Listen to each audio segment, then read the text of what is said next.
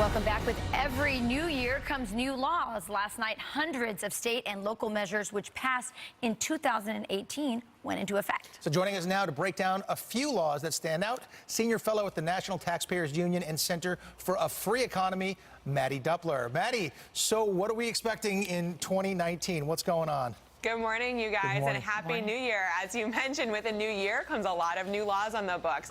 Now, 19 states have passed a new mandatory minimum wage, which, of course, in a booming economy, you can understand how lawmakers want to make sure that workers aren't left behind. But, of course, the problem with minimum wage and its proponents is that it's never the silver bullet that most of its proponents think it is. Rather than making labor arbitrarily more expensive, I would argue that states should be adopting laws that remove barriers to employment. Remember that employers across this country say consistently that one of the biggest challenges they face is finding qualified workforce to fill open jobs. We have 7 million jobs open in this country right now. That's a lot of work to be done, and by making labor more expensive, you'll see a lot of states try to phase out those jobs, perhaps go to automation because workers become too expensive. So I'd like to see how those states adjust as those minimum wage laws get phased in. Right. A couple other Continue. Go ahead.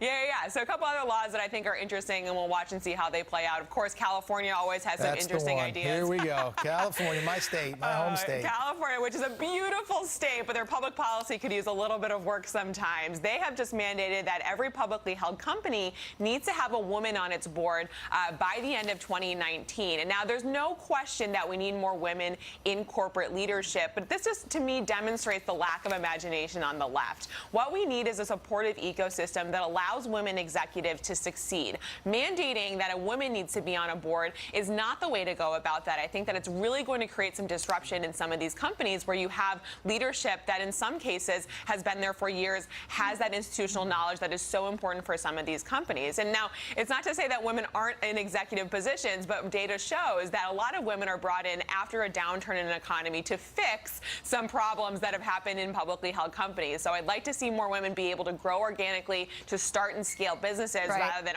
arguing that they need to start right at the top. Yeah, and where does that end? It could keep going on with other groups of people that could be added. And mandate that you do this and this person here. Right. Okay, so tell us what's going on in Illinois with golden parachutes.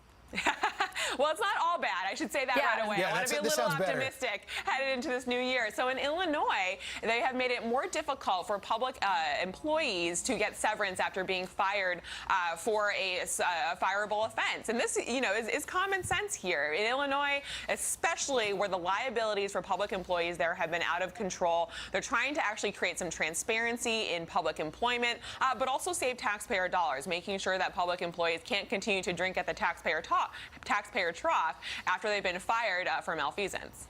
All right. Mattie, I have a family of hunters. There are a lot of hunters in my family, and they do wear their orange hunting clothes. What is changing in 2019? This is another good example of where Illinois finally got something right. I'm from Wisconsin, so a lot of hunting going on there. Maybe they'll follow suit here. But blaze pink is now okayed for deer hunting in Illinois. You guys seen that blaze orange is very familiar to a lot of hunters in the country. But I'm happy to see blaze pink now being introduced into the mainstream here as well. I live in Wisconsin too. I think it's a wonderful new fashion addition to the hunting gear. Right on to them for that. Well, listen, thank you so much. There's other things, other laws that were enacted, but these were some of the ones that stood out the most. Mattie, thanks for bringing that up to date for us. So exactly right, guys. Thanks. Happy New Year. Happy New Year to you.